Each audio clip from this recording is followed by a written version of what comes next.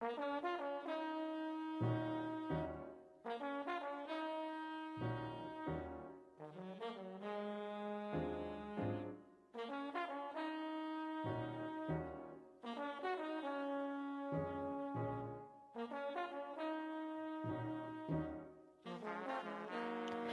afternoon. Welcome to Turnout Radio on CIUT 89.5 FM. I'm Nicole Inica Hamilton, back to open up with you about the latest on the dance scene and the heart of what moves us. Welcome, welcome, friends. Thank you for joining me this afternoon. And as we enter into this space together today, consider this: getting older. How do we embrace it and explore its many meaningful layers as we navigate our individual practices? And what does it look like to discover the changes in our bodies as the nuances of aging welcomes us in?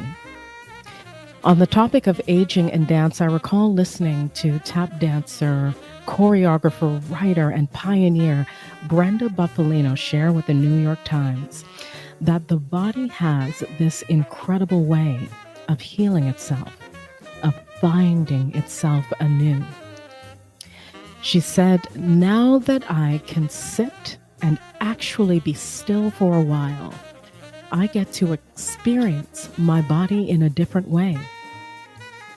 It enjoys being still now as much as it enjoys moving, maybe even more, breathing, listening, experiencing sound." Coming up on today's broadcast, we're going to be exploring those nuances and those thoughts surrounding getting older in our practices. Dancer, choreographer, teacher, and artistic director Terrill Maguire is going to be sharing thoughts about her own practice and what she is considering as she aligns her practice and her journey with global climate issues and environmental realities. Terrill is going to be with us for the next hour, so stay with us, stay tuned, and stay locked in right here on CIUT 89.5 FM. We're going to take a break and be right back after this.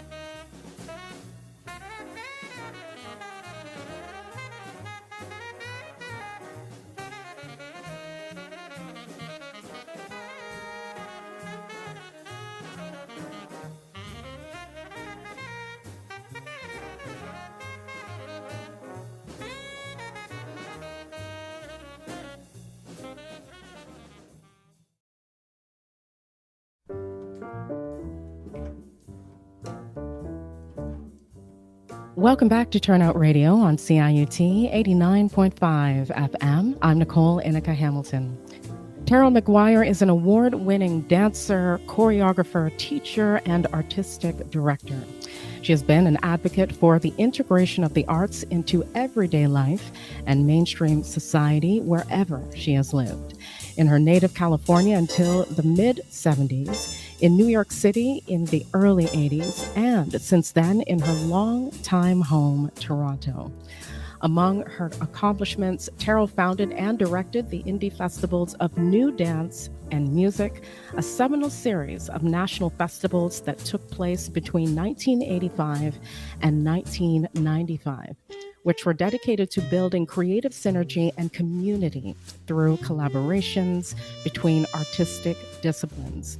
She has also done extensive artists in schools residencies throughout Ontario, making annual trips to remote communities in the James Bay region of Northern Ontario since 1997.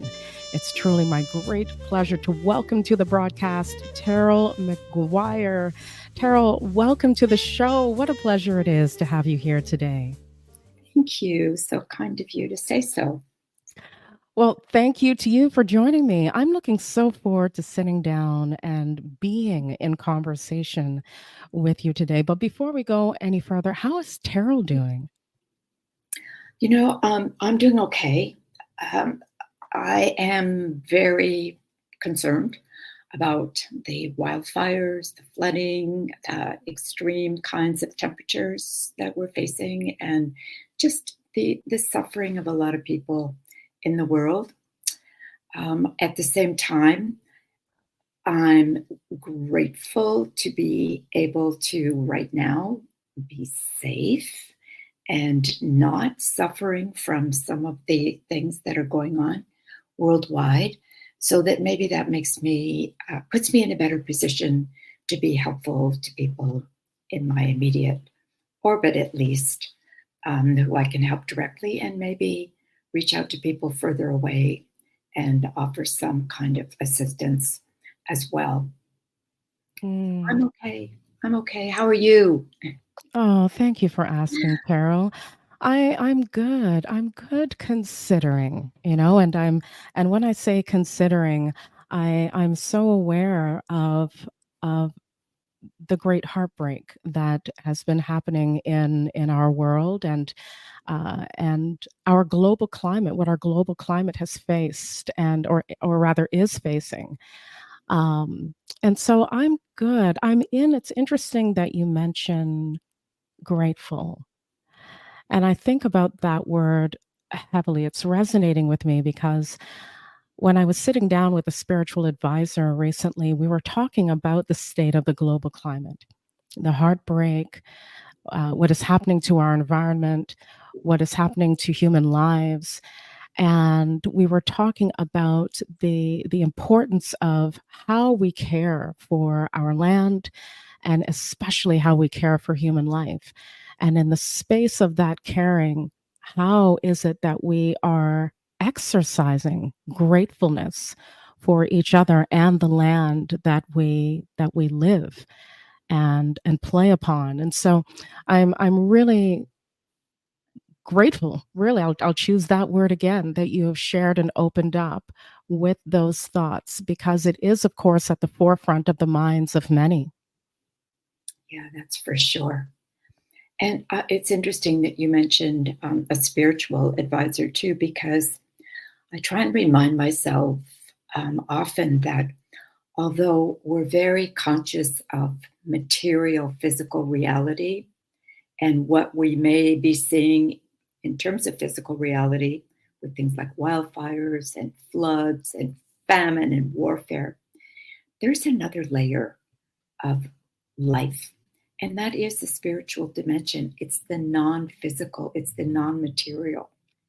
And if we can connect with that layer of, I'm going to call it reality, it's part of my reality, then that maybe gives us a little more perspective to possibly entertain the idea that there are things that are going on that invisible level that can impact on the seemingly impossible situations that we sometimes see on the physical material level.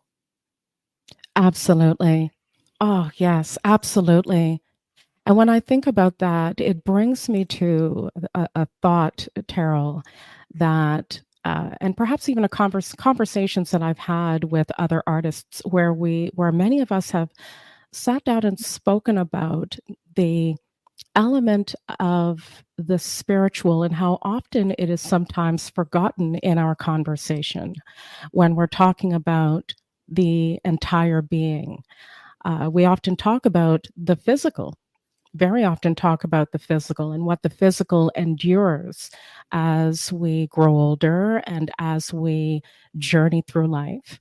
Uh, but in those conversations, what we have discovered in those spaces of dance conversations, arts conversations, what many had discovered was that we rarely talk about the spiritual, um, and how it is that our spiritual connects to our way of being, our ancestors, how the spirit also lives and breathes beyond the body. And so again, this comes back to conversations that I've had with some, not all, but with some artists who've recognized that yes, the spirit is an element of conversation that they have rarely explored during the course of their practice. And yet, I have always seen or felt the connection between the spirit and creativity. Yes. the Yeah. whole creative process. But it's been tricky for me in at times in the past to even bring spirituality into a conversation about art making, especially in the dance realm. It's something that isn't particularly understood or even tolerated very well. And that's even without being religion specific, because we know that there have been many unfortunate aspects of religious practice, but at the same time, some amazingly beneficial, positive, valuable aspects of spiritual practice.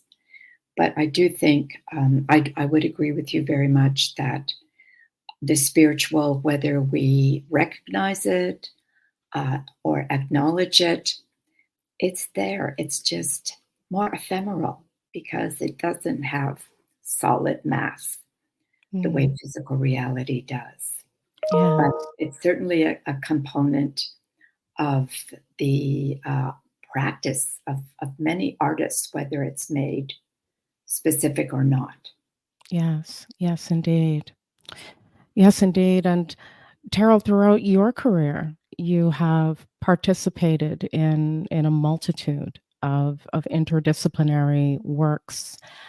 And I'm curious, as we talk about the spirit at this stage in your work, what questions and thoughts are you most interested in as you explore your artistic practice? Is the spirit one of them, and perhaps maybe global climate? Yeah, sure. Um, as for a dancer, age removes certain possibilities in terms of the a sense of physical virtuosity, I might call it. But it doesn't, and this is not true just in dance, I think of any art form, age does not remove a curiosity, a curiosity and a creative um, desire to continue to explore. I really can't imagine that in this lifetime, in what I have left of this lifetime, that I'll even begin to cover all the strands of interest, of curiosity, whether they're spiritual specific, I guess I would say, or just strands of creative exploration. There's always more.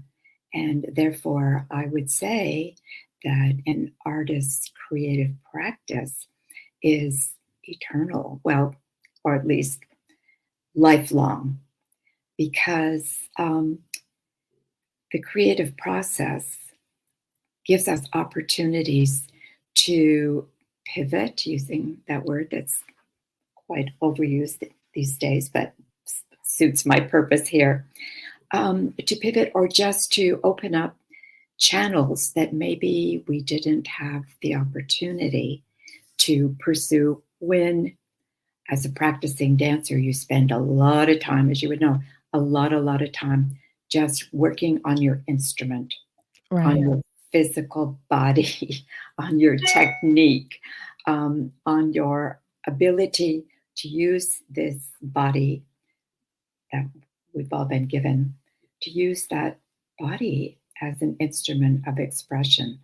That takes a lot of time and a lot of energy. And for me, I have to say, it doesn't stop. I can't move the way I moved at an earlier stage. There's just not, that's not within the realm of possibility or reality. But I have to keep exploring what this body can do through various movement modalities, of which there are an infinite number, just to continue to find out what can be expressed.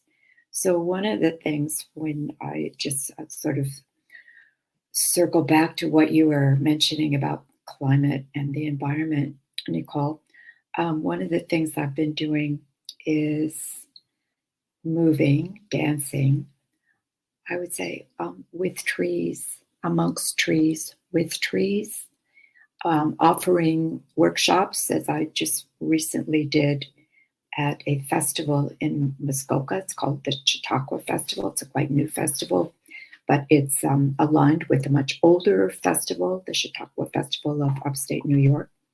And in that festival, there is a nature focus. It takes place in Muskoka, which is a natural kind of rural environment. And they invited me and gave me the opportunity to create, as I've been doing actually intermittently for many, many, many years, but not as often as my stage dancing career took me. Yes. But it's just really been a time to deepen the connection to trees, to water, to earth, to sky, the things that I've grown up caring about, but maybe was more diverted from with the fascinating universe of creating dance on the stage, which Yes. has its own multiple opportunities to create magic. But being outdoors and helping other people to viscerally and physically create that connection, feel that connection that we humans have with the nature, with the natural world, whether it's really wild nature or more manufactured nature up like in a park. I really like to think that the more I can share those experiences with people, the more people will begin to sense through their own direct experience how we are interconnected. We're interconnected with each other, even though I don't think, acknowledge that nearly enough, but we're deeply interconnected and interdependent with the natural world. Yes. Yes. And I'm curious as I'm listening to your shares through that that space of curiosity, Terrill, and that space of exploration and deepening of connection. What have you discovered about growing older, about your own practice, and even about your connection to your own body? Wow, where do I start? I'll just give an example. So, some of the trees that I've come in contact with are very old trees. They're very big. They're very tall. They may or may not be positioned in places where their roots can go deep. I'm thinking of one place I've been recently where the tenacity and the adaptability of this particular tree, I was really observing a couple things. This tree is growing on very little soil, on rock, over soil over rock, very little soil. So what has this big wide trunked tree done? It has reached out with its roots horizontally along whatever earth it can find. So that's real adaptability. And it also has extremely rough bark with some kind of maybe scars and wounds that have come from whatever, humans or maybe the wind and rain. And I'm thinking, yeah, well, that's like our bodies. Our bodies carry our histories. And more, I'm noticing like my skin, it's really got all kinds of bumps and little dots and little parts that are more chapped. And thinking, yeah, well, look at this tree. It's not complaining. It's not going off and getting laser derma treatments or getting Botox or getting a facelift. This tree is just, it's being who it is and where it is and what it is. And I think, I think I'm going to take that image to heart and not fret about what was, and just continue to keep investigating what is, what the possibilities are, and bringing it back to what you mentioned, movement, to just what those movement options are, and how I can share them. Because when you've spent decades and decades and decades working with your own body, you learn a lot. And I've also somehow had the opportunity, the privilege of having people reach out to me to work with them with their bodies, whether it's in a class, large group situation, small group, or one-on-one work with people. So I've really developed, I think it was maybe a skill that I had naturally, but I've honed it, and that is to read bodies. So even without a lot of scientific background, although I do try and keep up to a certain extent with investigations in body science and body therapies. Right. But I really feel that by reading bodies, I can help people understand how they can better move and how they can move through life at whatever stage they are in ways that are going to be healthy and constructive.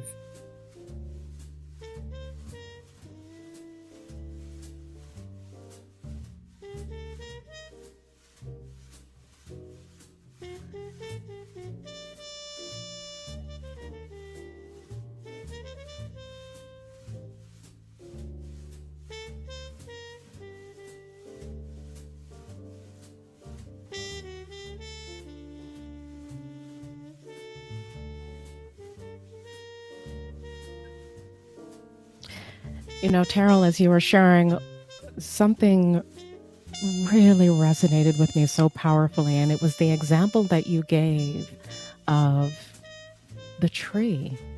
And when I think about how beautiful trees are, the history that they hold, the roots that travel so deeply into the ground, the wisdom that they have, the care that they offer our earth, and so much more, I also start to think about my grandmother and how beautiful the history that lied within her when she was here and when she walked this earth with us physically. I remember looking at her hands, Terrill. I really loved looking at my grandmother's hands and looking at the beautiful wrinkles on her skin and thinking about just how much history she held within those hands, how much wisdom, how much education, how much thought, how much life she held within those hands. And so I was thinking about that as you were talking about that example with the tree, and just how much respect I think needs to be given to that tree and to human life because of the amount of wisdom that is held in both. Yeah, it's so true, isn't it? Yeah. And I guess that idea of our bodies carrying our histories, even as they become more and more, I mean, we could even say decrepit. That was a term a friend of mine used recently, also an older dancer.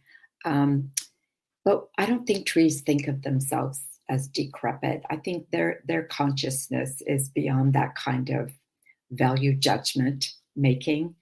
And they do offer us such examples of really very beneficial ways of being. And yeah, I love that you had that sense about your grandmother and what she carried, and probably she had incredible stories. She had experiences. Yes. that were only hers, and that you were able to feel them through her ability to communicate them. And I think trees communicate with us too, but we don't know their language, but we do really need to maintain awareness that they keep us alive. Without those trees, Yes. we really don't have a chance. They're so important. And there have been some really extraordinary books recently that have really come across into my orbit. There's a book by Suzanne Simard called Finding the Mother Tree.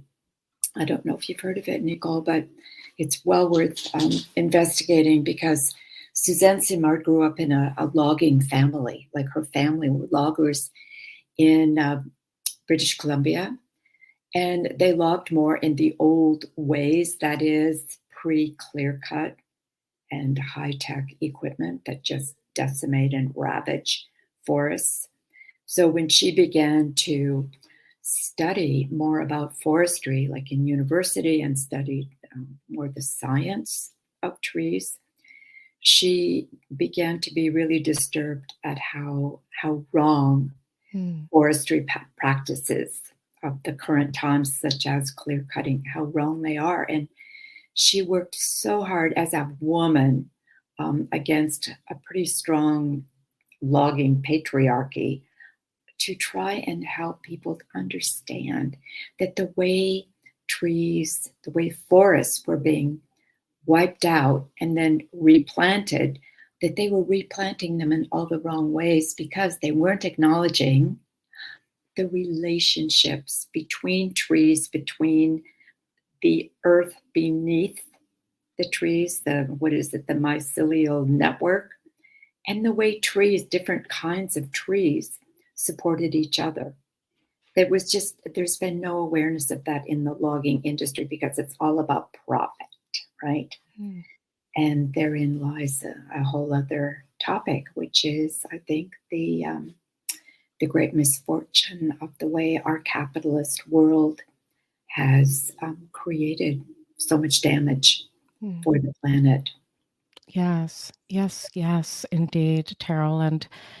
And I've really been enjoying our conversation today, and it is illuminating a lot of thought for me with regards to not only the global climate, but how it is that we engage with climate, with environment, with the land, with our own bodies.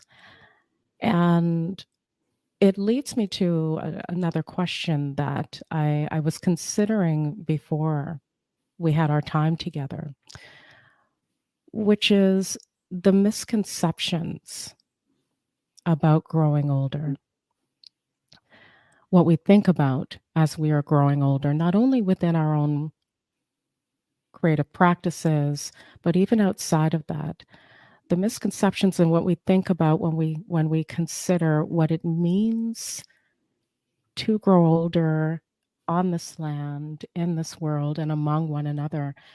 What are some of the misconceptions about growing older in practice come to mind for you that you would like to disrupt?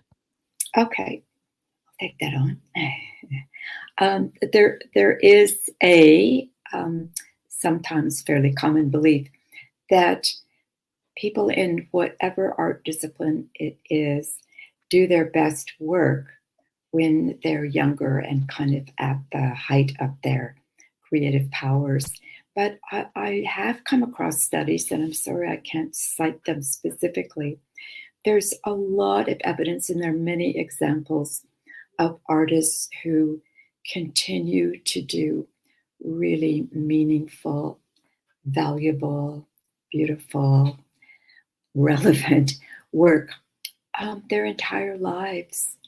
And of course, in dance, because as I was mentioning, our physical bodies are our instruments as dancers, that does not mean that we no longer can do work that's relevant and valid. And I was having a conversation. It's a little bit of a tangent here, but I was having a conversation with a musician friend a while back, and he was saying, "You got to stay relevant. Got to stay relevant." Now he's younger than I am, but he was feeling that he was feeling his age. Let us just say that day. This was a man probably still in his late 50s, and he was feeling that even though he'd been trained as a classical musician and also had done a lot of work in R&B, he felt that he had to somehow have a hip hop practice in order to stay relevant.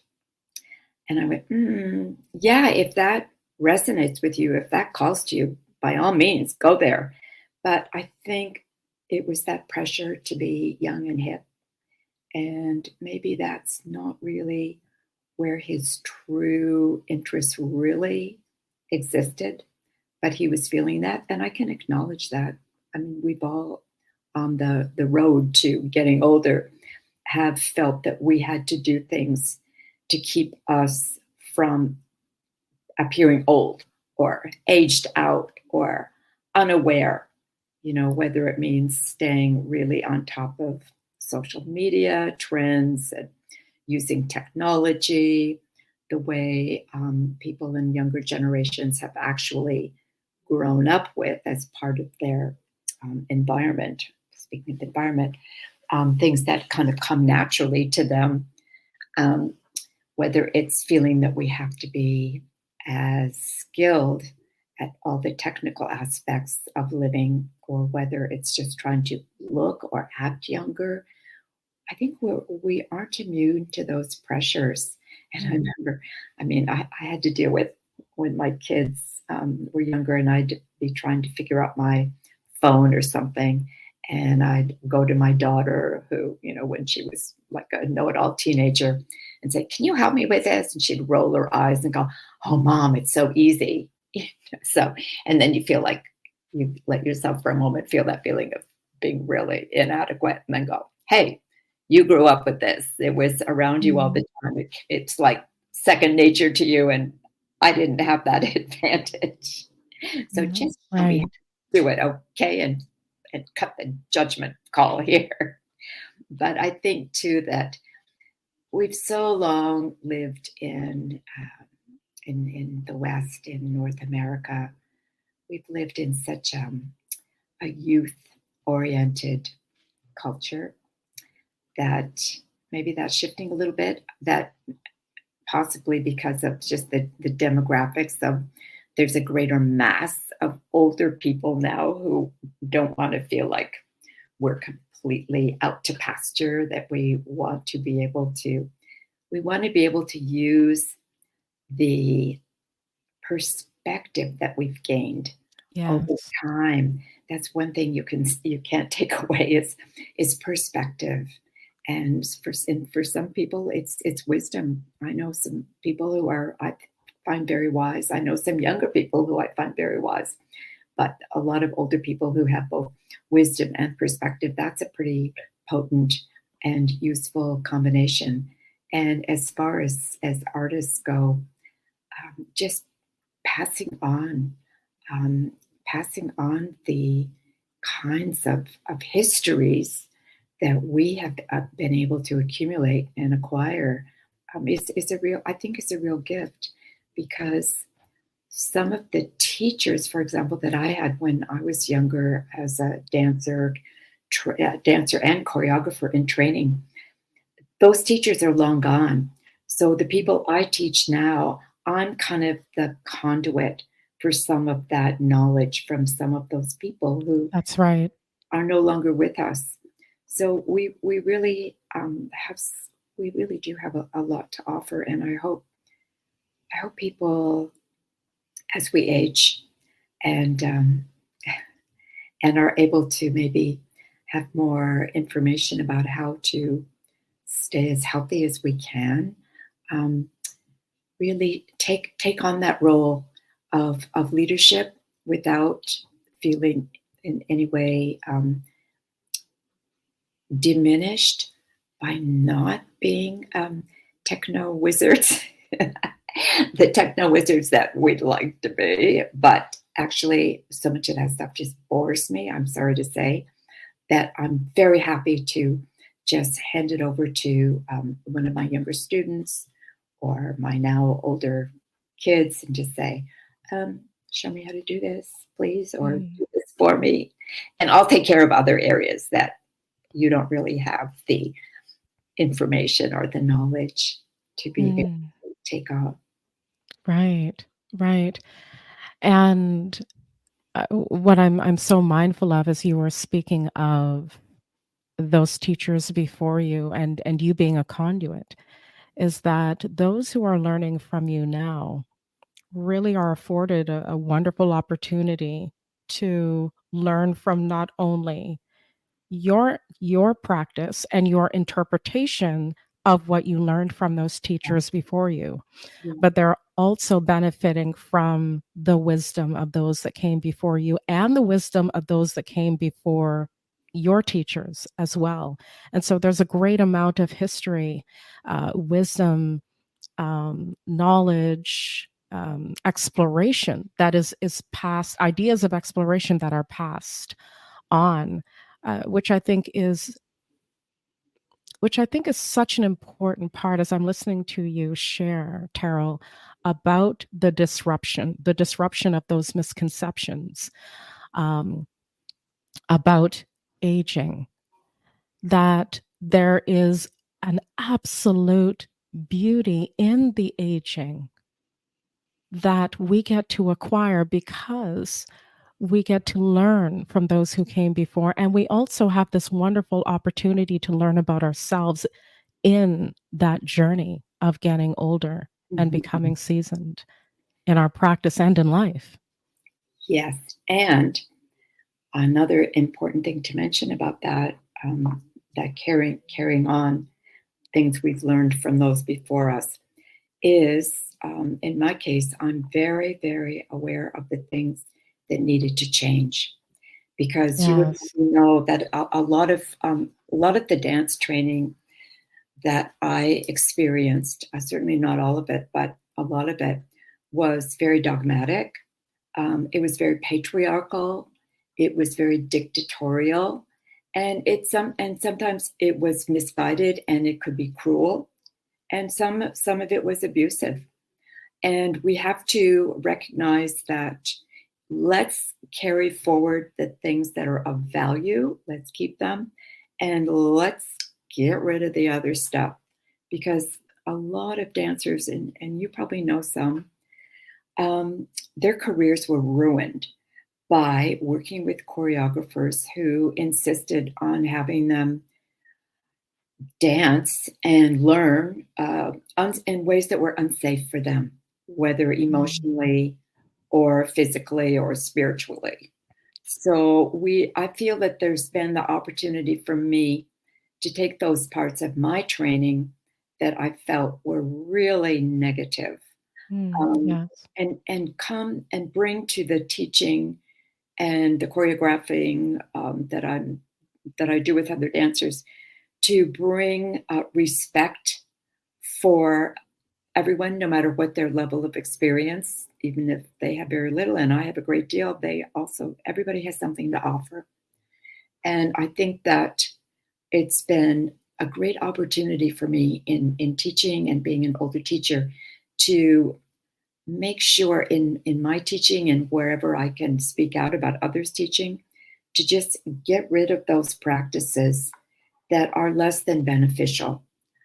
Get rid of that kind of really dogmatic, I'm the choreographer and therefore I'm holier than everybody else and I know everything and don't question. I like people to be able to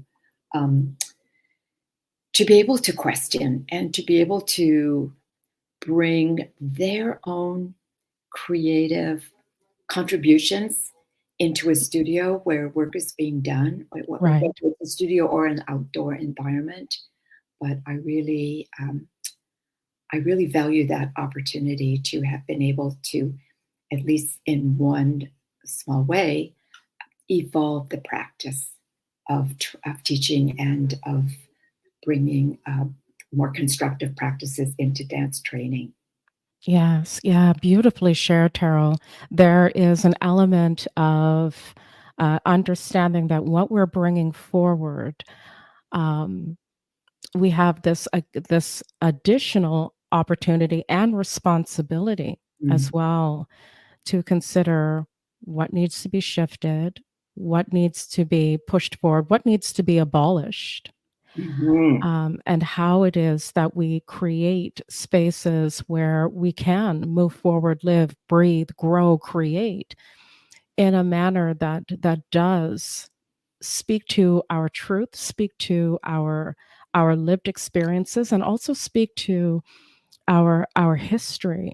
And so I really love what you just shared there when we think about how it is that we are bringing information forward, because I think about the amount of responsibility that is involved when bringing that information forward to future generations.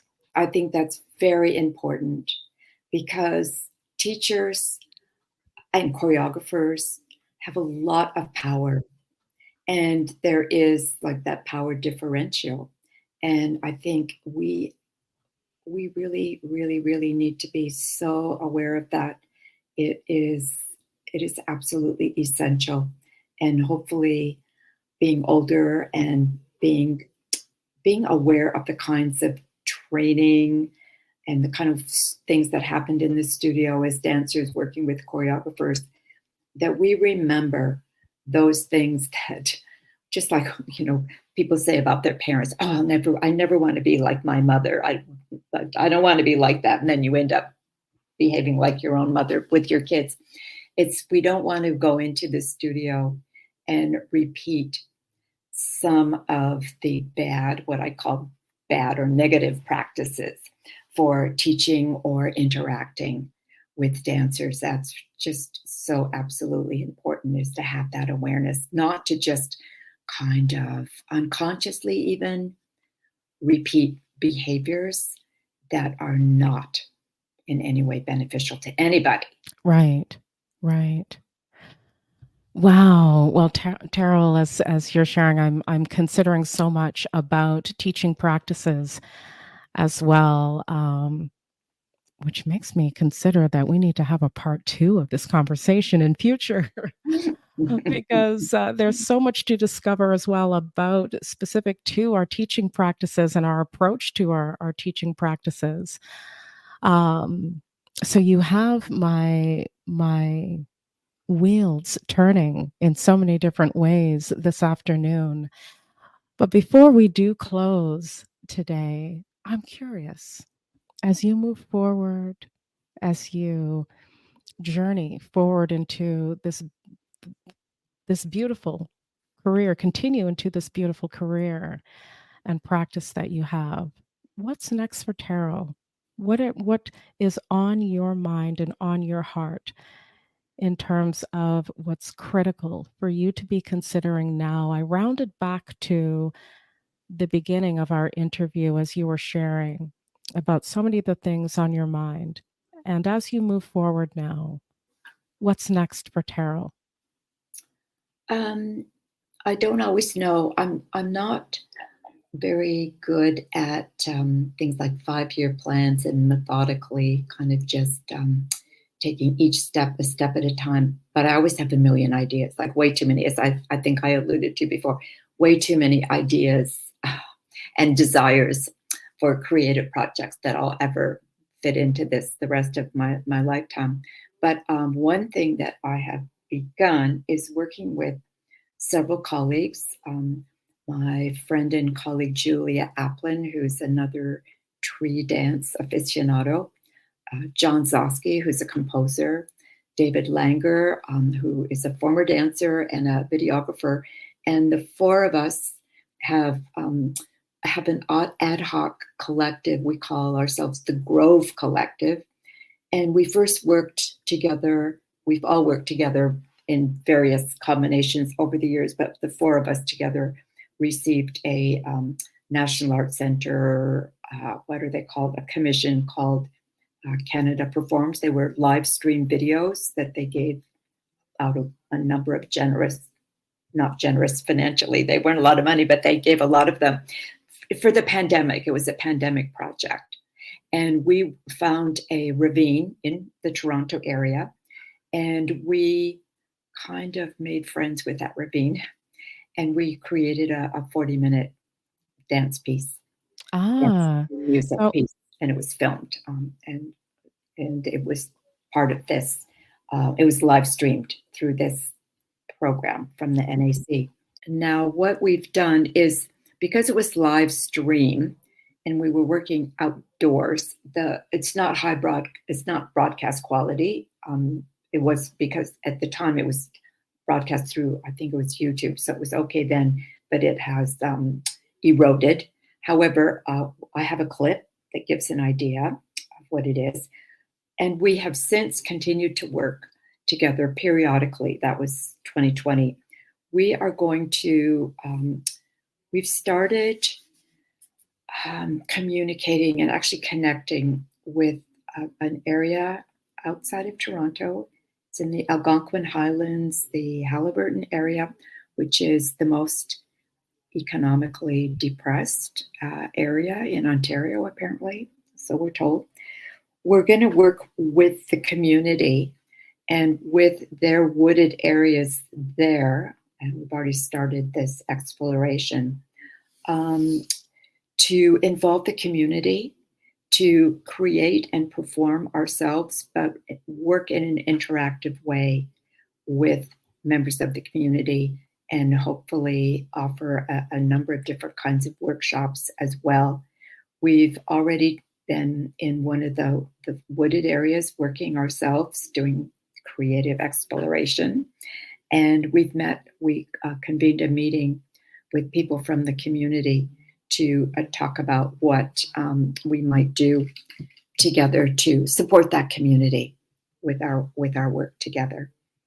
wonderful. Ah, wonderful. Well, Terrill, and we want to make sure that our audience has an opportunity to learn more, not only about this stream that you just shared, the film, and also about your practice. And so, folks, we invite you after this broadcast, please visit turnoutradio.com. And there is where you'll be able to find Terrill's bio, as well as information on how to connect with Terrill. Terrill, you are joy, let me tell you. It has been such a great pleasure to sit down and listen to your shares today. Thank you so much for exploring thought with me today on Turnout Radio. Thank you, Nicole. It's been my pleasure.